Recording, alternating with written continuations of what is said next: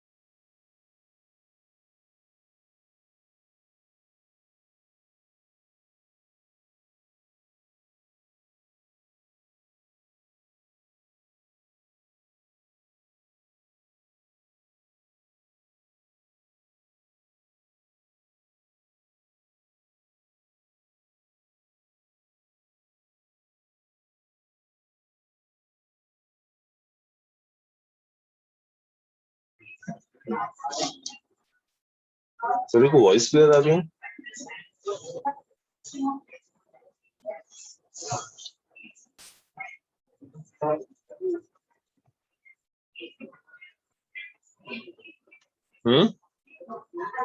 Yes sir.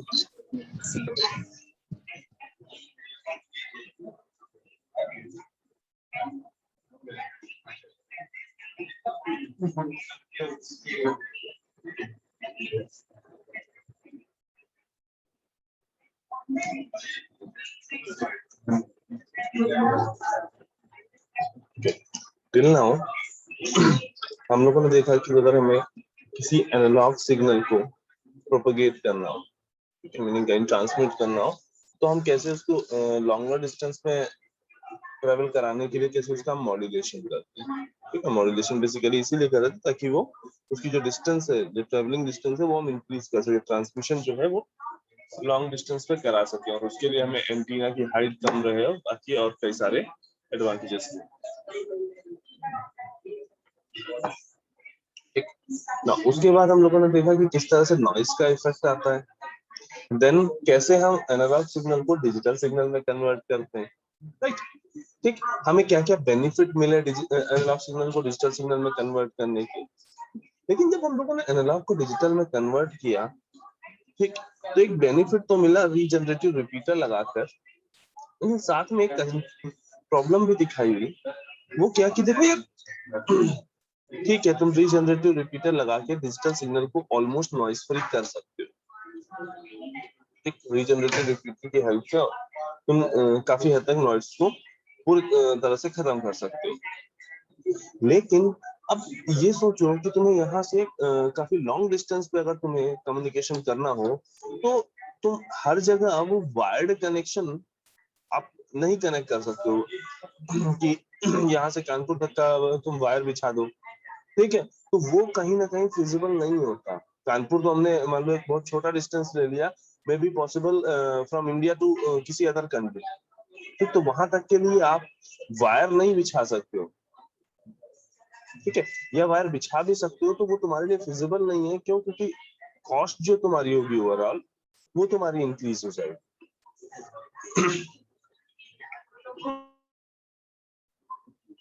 ठीक, और दूसरा पॉइंट कि भाई रीजनरेटिव रिपीटर, जब तुम एक बहुत ज्यादा डिस्टेंस में रीजनरेटिव रिपीटर यूज करोगे तो नंबर ऑफ रीजनरेटिव रिपीटर जो होंगे वो भी तुम्हारे इंक्रीज करेंगे। जब number of regenerative repeater increase करेंगे, जो कि हम क्यों कर रहे हैं, ताकि हमारी जो सिग्नल की क्वालिटी है वो इम्प्रूव हो। लेकिन जब आप रीजनरेटिव रिपीटर इंक्रीज करोगे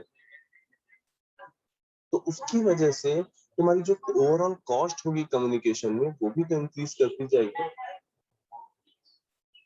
अच्छा, आज सभी को कर्सर दिख रहा है ना? नहीं सर, अभी नहीं दिख रहा।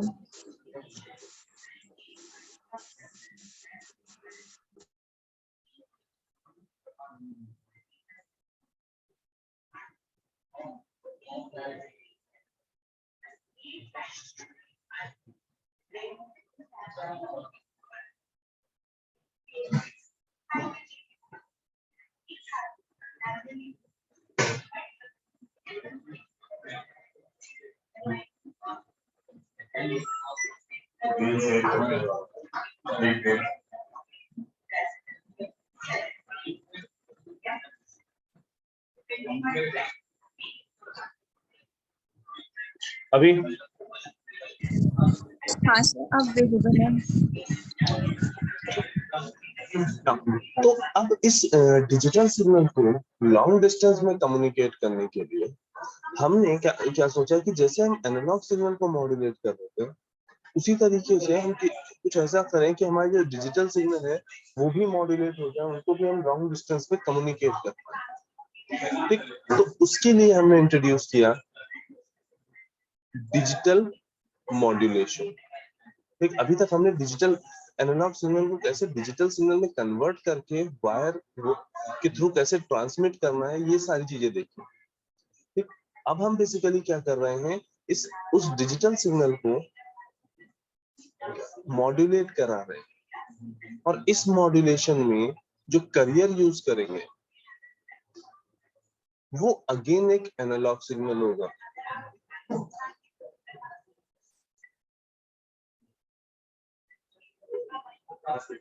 वो अगेन एक एनालॉग सिग्नल होगा। तो इन जनरल जो हमने कैरियर सिग्नल देखा क्या था, AC cos 2 pi FCT plus phi C। ठीक, तो इस कैरियर सिग्नल के जो डिफरेंट पैरामीटर्स हैं, ये और ये, यानी एम्पलीट्यूड, फ्रीक्वेंसी और फेज, ये जब मैसेज सिग्नल के एम्पलीट्यूड के रिस्पेक्ट में, मैसेज सिग्नल के एम्पलीट्यूड के रिस्पेक्ट में जब ये वेरी कर रहे होंगे,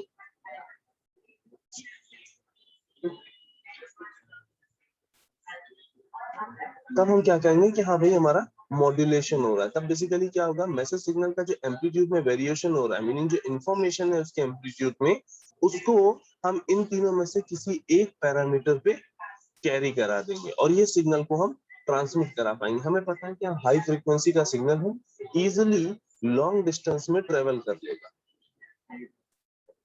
एंड जब रिसीवर साइड पे पहुंचेगा तो अगेन हम उसको डिजिटल सिग्नल को वहां से बाहर निकाल लेंगे। ठीक, जैसे हम वहां पे एम्पलीट्यूड मॉड्यूलेशन से डीमॉड्यूलेशन करते थे, वैसे यहाँ पे भी डीमॉड्यूलेशन करके हम जो डिजिटल सिग्नल है उसको एक्सट्रैक्ट कर लेंगे। ठीक, तो अब ध्यान से देखो तो जब एम्पलीट्यूड में वेरिएशन हो रहा है, ठीक है, जब मैसेज सिग्नल के रिस्पेक्ट में एम्पलीट्यूड में चेंजेस हो रहे हैं तो उसको हम बोलेंगे एम्पलीट्यूड शिफ्ट कीइंग। वहां पे ये था जब एम्पलीट्यूड में वेरिएशन हो रहा था तो उसको हम बोल रहे थे एम्पलीट्यूड मॉड्यूलेशन, यहाँ हम इसको क्या बोल रहे हैं, एम्पलीट्यूड शिफ्ट कीइंग। इसी तरह से जब फ्रीक्वेंसी में वेरिएशन हो रहा है with respect to message signal तो उसको हम क्या बोल रहे हैं, फ्रीक्वेंसी शिफ्ट कीइंग।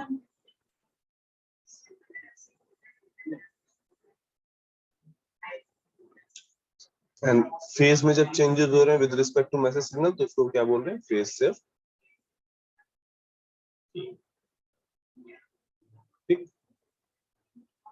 ये तीन ये बेसिकली तीन तुम्हारे क्या हो गए, तीन डिफरेंट मॉड्यूलेशन स्कीम्स हो गई, तीन डिफरेंट डिजिटल मॉड्यूलेशन स्कीम्स हो गई, जिसमें मैसेज सिग्नल के साथ अगर एम्पलीट्यूड वेरिएशन हो रहा है तो एम्पलीट्यूड शिफ्ट कीइंग, फ्रीक्वेंसी में वेरिएशन हो रहा था फ्रीक्वेंसी शिफ्ट कीइंग। ठीक, ये तीनों parameter one by one change किसके रिस्पेक्ट में होंगे, मैसेज सिग्नल के एम्पलीट्यूड के रिस्पेक्ट में। ठीक है, किसके रिस्पेक्ट में चेंज होंगे, मैसेज सिग्नल के एम्पलीट्यूड के रिस्पेक्ट में। और अगर हम इस एम्पलीट्यूड को और इस फेज को, फेज और एम्पलीट्यूड दोनों को एक साथ वेरी कराएं मैसेज सिग्नल के रिस्पेक्ट में,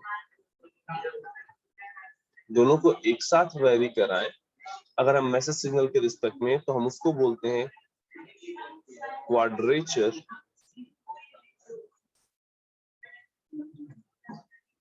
एम्पलीट्यूड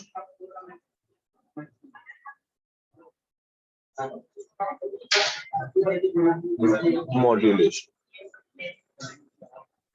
क्वाड्रेचर एम्पलीट्यूड मॉड्यूलेशन, इसे शॉर्ट में कहते हैं QA, इसको बोलते हैं PSK, ये है हमारा FSK and this is ASK। तो ये डिफरेंट मॉड्यूलेशन टेक्निक्स या इनके एक दो वेरिएंट, उनको बेसिकली 5th यूनिट में पढ़ना है। ठीक है, 5th यूनिट में जो देखना है वो बेसिकली क्या देखना है कि कौन कौन सी डिजिटल मॉड्यूलेशन टेक्निक्स हो सकती हैं। फिर वन बाय वन हम लोग एक एक टेक्निक को देखते हुए जाएंगे।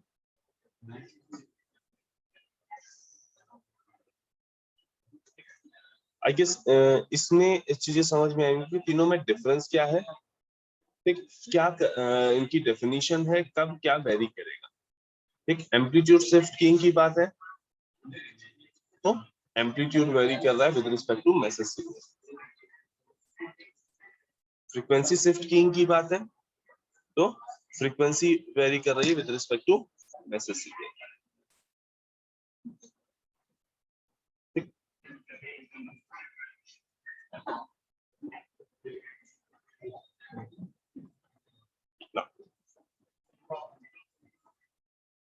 तो फर्स्ट ऑफ ऑल जो हमें देखना है वो क्या है, ASK या एम्पलीट्यूड शिफ्ट कीइंग।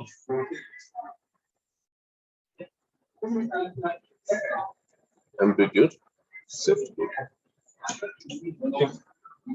इसकी डेफिनेशन लिखने से पहले फर्स्ट ऑफ ऑल हम थोड़ा सा देख लेते हैं कि ये किस तरह से काम करेगा ना। देखो, जब हम बात कर रहे हैं डिजिटल सिग्नल की, दैट मींस मेरे पास एक बाइनरी सीक्वेंस होगा जिसे हमें ट्रांसमिट करना है। जैसे ये मेरा बाइनरी सीक्वेंस है जिसे हमें ट्रांसमिट करना है। ठीक, 10101। अब इसको हम इलेक्ट्रिकल पल्स के फॉर्म में शो करने जा रहे हैं। 1 के लिए हम पॉजिटिव +5, 0 के लिए हम 0 वोल्ट, अगेन 1 के लिए +5,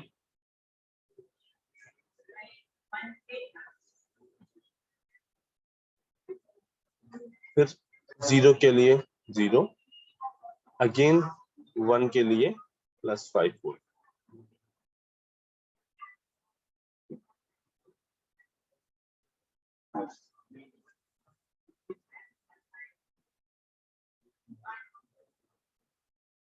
ये बेसिकली 1 0 1 0 1, ये मेरा डिजिटल सिग्नल है जिसको हमें ट्रांसमिट करना है।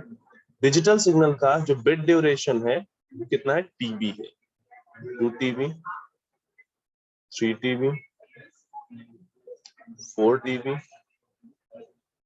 5 TB। ये मेरा डिजिटल सिग्नल है जिसको हमें ट्रांसमिट करना है। लेट्स से इसको हमने MT शो कर दिया।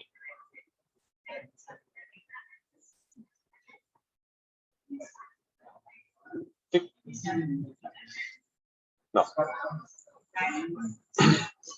यहाँ पे हमने एक करियर सिग्नल लिया है जो कि एनालॉग करियर सिग्नल है विद फ्रीक्वेंसी fc। ये मेरा एक करियर सिग्नल है, एक साइनोसॉइडल सिग्नल जिसकी फ्रीक्वेंसी काफी हाई है। ये है मेरा C।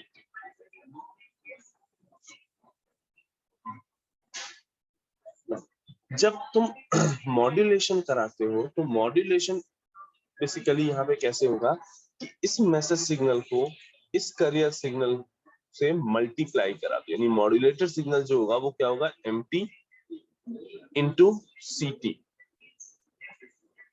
अगर ध्यान आ रहा हो तो यही इक्वेशन हम लोगों ने डीएसबी एससी में पढ़ी है, ठीक, सिमिलर टू डीएसबी एससी। यानी इसका जो जनरेशन होगा उसके लिए कुछ और नहीं, प्रोडक्ट मॉड्यूलेटर की जरूरत लगेगी, एक ऐसी डिवाइस जो दोनों का प्रोडक्ट फाइंड कर ले।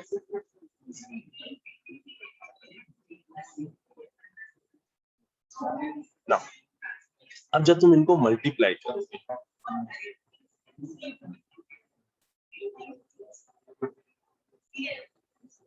TB, 2TB, 3TB, 4TB, 5TB। ये +5 है और 0 के लिए हमने 0 यूज किया हुआ है, ठीक।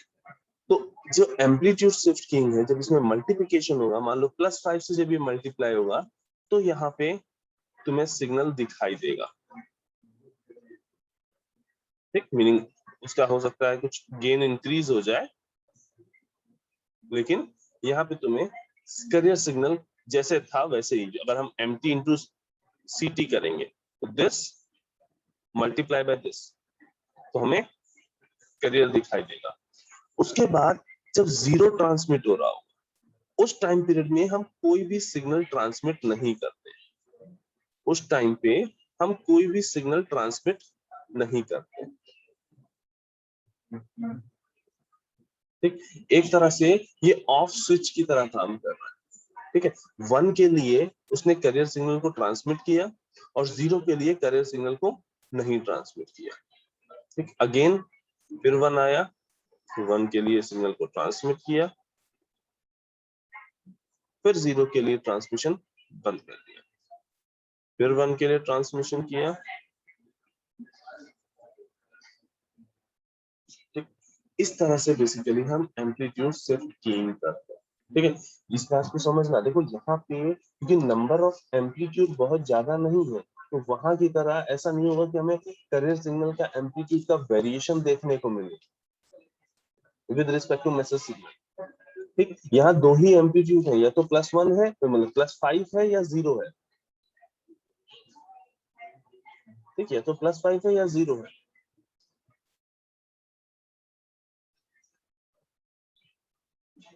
ठीक। दैट इज व्हाई कुछ इस तरह का हमको मॉड्यूलेटेड सिग्नल दिखाई देगा।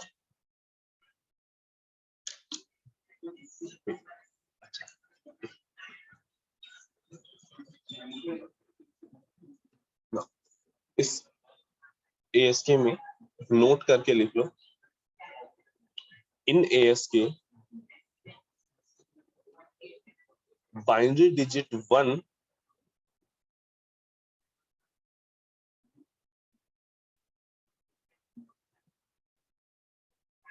is represented by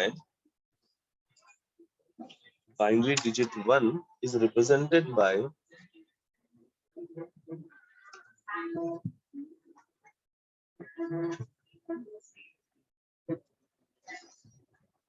binary digit 1 is represented by presence of carrier signal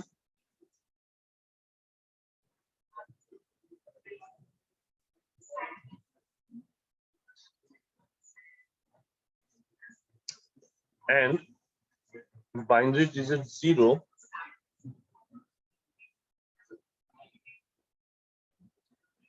represented by absence of career signal.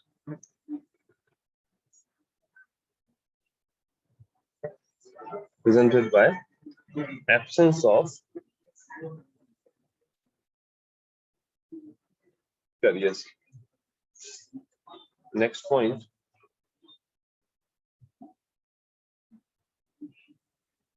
ASK is also known as on-off keying. ASK is also known as on-off keying या on-off modulation. On-off keying या on-off modulation.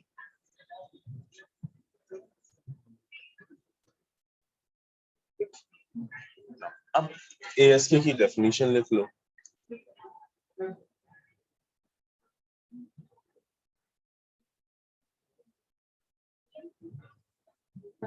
In amplitude shift keying,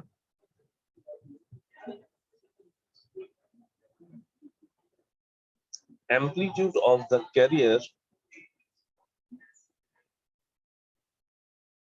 in amplitude shift keying, amplitude of the carrier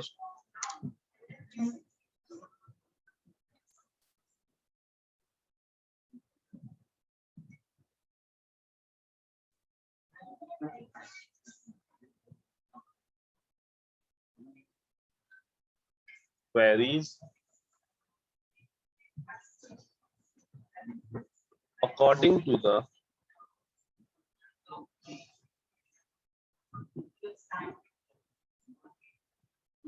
amplitude of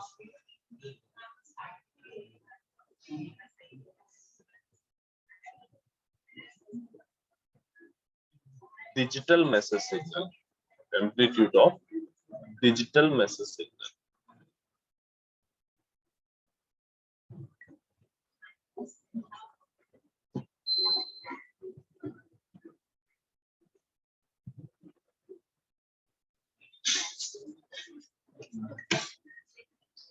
अब एक चीज और ध्यान से देखो, हमने जब मॉड्यूलेशन स्टार्ट किया था तो मेरा सिग्नल कैसा था? एक डिजिटल सिग्नल था. तो मेरा मैसेज एक डिजिटल सिग्नल था. ठीक. और जब ये मॉड्यूलेशन कंप्लीट हुआ, जो रिजल्टेंट सिग्नल आया, इंफॉर्मेशन उसने भी वही कैरी कर रखी है, लेकिन फिर भी ये एक एनालॉग सिग्नल है.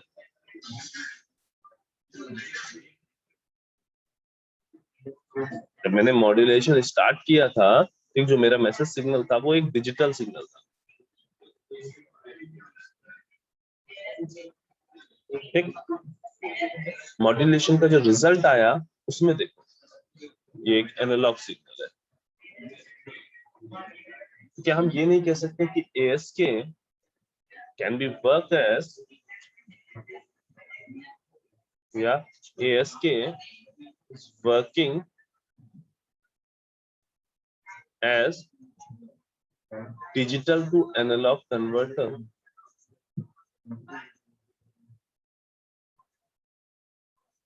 ठीक है, इस पॉइंट को अच्छे से ध्यान रखना, इस पे तुम्हें ऑब्जेक्टिव भी मिल सकता है.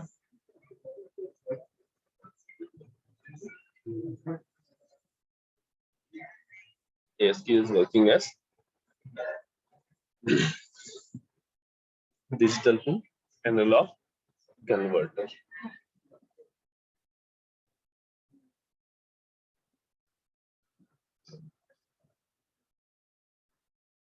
Now, वापस यहाँ पे आते हैं. अच्छा, जब हम ये मॉड्यूलेशन करा रहे होते हैं तो एक चीज का हम ध्यान देते हैं, क्योंकि ये जब सिग्नल रिसीवर पे पहुंचेगा, ठीक, तो रिसीवर को आइडेंटिफाई करना होगा कहाँ पे साइकिल्स खत्म हुए और उसके बाद कहाँ पे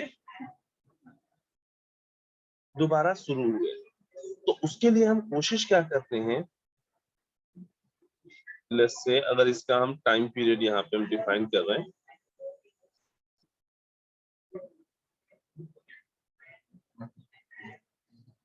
टी सफिक्स में सी. ठीक, ये करियर सिग्नल का टाइम पीरियड मैंने डिफाइन किया, एक साइकिल जितने में कंप्लीट हो रहा है. ठीक है ना। तो हम क्या कोशिश करते हैं कि with in 1 bit duration, 1 bit duration में हमेशा फुल नंबर ऑफ साइकिल्स हो, मीनिंग ऐसा ना हो कि 1 बिट ड्यूरेशन में 1.5 साइकिल एग्जिस्ट कर रहा है।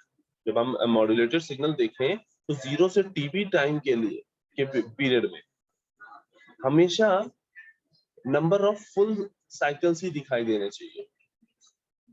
ठीक, अब वो 1 फुल साइकिल हो, 2 फुल साइकिल हो, 4 फुल साइकिल हो, 8 फुल साइकिल्स हो, लेकिन ये नहीं होना चाहिए कि तुम्हारा जो नंबर ऑफ साइकिल्स है, तो आधी साइकिल आ गई, मतलब आधी साइकिल या 1.5 साइकिल्स इसमें दिखाई दे रही विद इन 1 बिट ड्यूरेशन, तो ऐसी चीजें नहीं होनी चाहिए। दैट मीन्स जो टीबी है वो इक्वल टू होना चाहिए n इंटू टीसी। टीबी की वैल्यू जो होनी चाहिए वो n इंटू टीसी के बराबर, जबकि n एक नेचुरल नंबर है, इसकी वैल्यू फ्रैक्शन में नहीं हो सकती।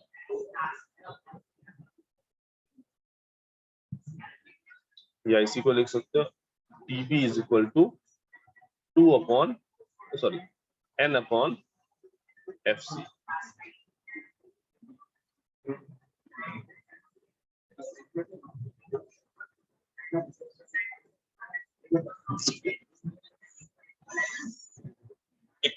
तो इसके लिए भी एक पॉइंट लिख लो,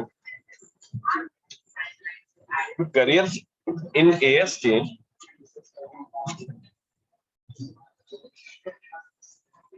carrier frequency is taken such that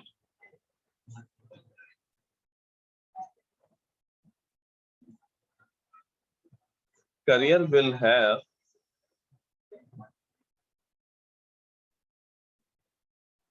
number of complete cycles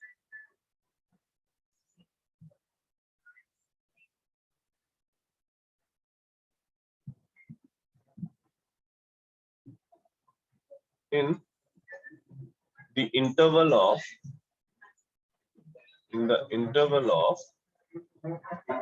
TB, in the interval of TB। Meaning अगर हम ये कह रहे हैं कि हाँ एक ASK में एक बिट ड्यूरेशन में 2 नंबर ऑफ साइकिल आ रहे हैं, ठीक है, 2 फुल साइकिल एग्जिस्ट कर रहे हैं, 2 कंप्लीट साइकिल एग्जिस्ट कर रहे हैं, तो TB इज इक्वल टू हम क्या लेंगे 2 upon FC। 3 full cycle exist कर रहे हैं तो TB इज इक्वल टू लेंगे क्या 3 अपॉन FC।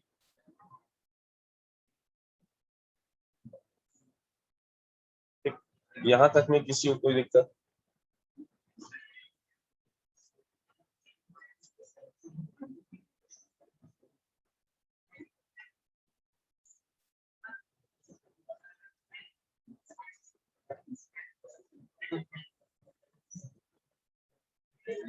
ASK ट्रांसमीटर,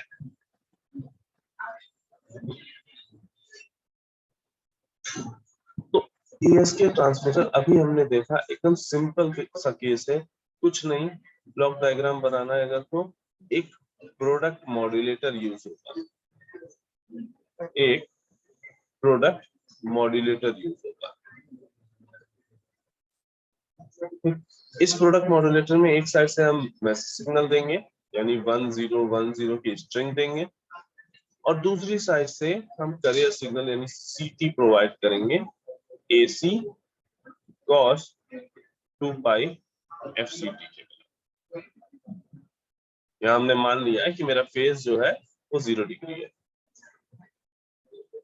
और ये मेरा आउटपुट आ जाएगा ST।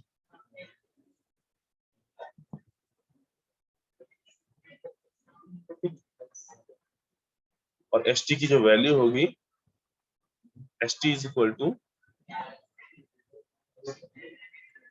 AC cos omega CT होगा when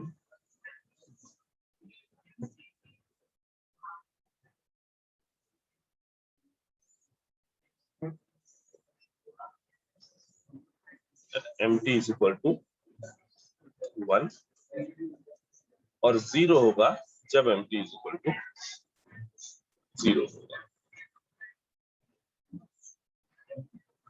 xt को हम इस तरह से डिफाइन कर सकते हैं। जब mt बाइनरी डिजिट 1 होगा तब वो AC cos ओमेगा ct के बराबर होगा और जब mt 0 के बराबर होगा तो ये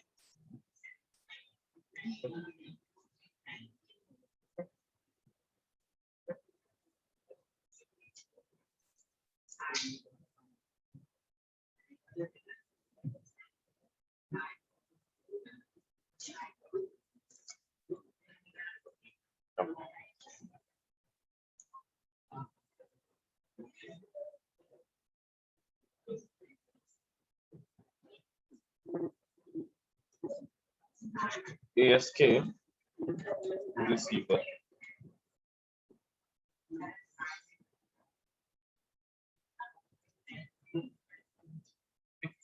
यहाँ पे इसका रिसेप्शन भी ऑलमोस्ट सिमिलर है जैसे तुमने DSB-SC किया था।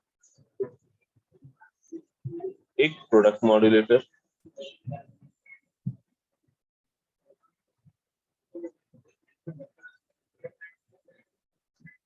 जिसमें इनपुट में क्या आएगा, ST सिग्नल। ST सिग्नल का मतलब क्या है, S1T। S1T क्या है, यानी जब 1 ट्रांसमिट हो रहा है तो AC cos ओमेगा CT और S2T क्या शो कर रहा है, जब 0 ट्रांसमिट हो रहा है तो 0। यानी ST की यही दो वैल्यूज तो हो सकती है। ठीक, ये प्रोडक्ट मॉड्यूलेटर में एज इनपुट दिया। दूसरी साइड पे लोकल ऑसिलेटर की हेल्प से हमने यहाँ पे क्या दिया, अगेन CT प्रोवाइड किया। हमने यहाँ पे अगेन कैरियर सिग्नल प्रोवाइड किया। जब 1 ट्रांसमिट हो रहा होगा, ठीक, तो अब ये प्रोडक्ट मॉड्यूलेटर का आउटपुट क्या होगा। अगर हमने कहा कि यहाँ पे CT is equal to AC cos 2 pi FCT properly synchronised है। ठीक, ध्यान से देखो तो ये कुछ और नहीं, वही कोहेरेंट डिटेक्टर है जो तुमने DSB-SC डीमॉड्यूलेशन में पढ़ा था। सिमिलरली एकदम सेम वैसे ही है। ठीक, तो जब आप प्रोडक्ट मॉड्यूलेटर है, ठीक, जब 1 ट्रांसमिट हो रहा होगा, ठीक, 1 को जब डीमॉड्यूलेट कर रहा होगा तो प्रोडक्ट मॉड्यूलेटर आउटपुट क्या देगा, S1T मल्टीप्लाई बाई CT। तो मतलब क्या देगा, AC square cos square omega CT। ठीक है, 2 पाई FCT को हमने ओमेगा CT लिख लिया है। ठीक, तुम 2 पाई FCT लिखो या ओमेगा CT लिखो, बात एक ही है। और वही जब 0 आ रहा होगा, ठीक, ST की वैल्यू जब 0 के लिए डिफाइन हो रही होगी, यानी S2T जब आ रहा होगा फॉर 0, इसकी वैल्यू क्या होगी, 0 वोल्ट।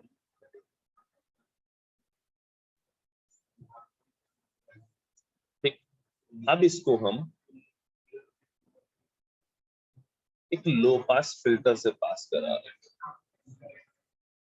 अब इसको हम एक लो पास फिल्टर से पास करा रहे हैं। ठीक, यहाँ पे इधर हम लिख रहे हैं, ये जो AC square cos square omega CT है, इसको हम क्या लिख सकते हैं, AC square 1 plus cos 2 omega CT upon 2। और हमें पता है जो लो पास फिल्टर है वो लोअर फ्रीक्वेंसीज पे सेट होगा, यानी उसका जो पास बैंड होगा वो केवल मैसेज फ्रीक्वेंसी के ही बराबर होगा। और यहाँ पे ये जो ओमेगा C है उसकी फ्रीक्वेंसी काफी लार्ज है, और 2 ओमेगा C तो इवन और लार्ज होगी। जो लो पास फिल्टर का जो आउटपुट आएगा 1 के लिए क्या आएगा, AC स्क्वायर बाय 2। ठीक, और 0 के लिए क्या आउटपुट आएगा, अगेन 0, क्योंकि AC स्क्वायर बाय 2 यहाँ पे DC पार्ट है इसका, यानी उसकी फ्रीक्वेंसी 0 है, तो वो इजिली लो पास फिल्टर से पास कर जाएगा। लेकिन cos 2 ओमेगा CT वाला पार्ट जो है वो पास नहीं हो पाएगा। ठीक ना, अब यहाँ तक तो ये सिमिलर था जैसा तुमने DSBSC में देखा। यहाँ एक्स्ट्रा पार्ट जो यूज हो रहा है उसको हम बोलते हैं थ्रेशोल्ड डिटेक्टर।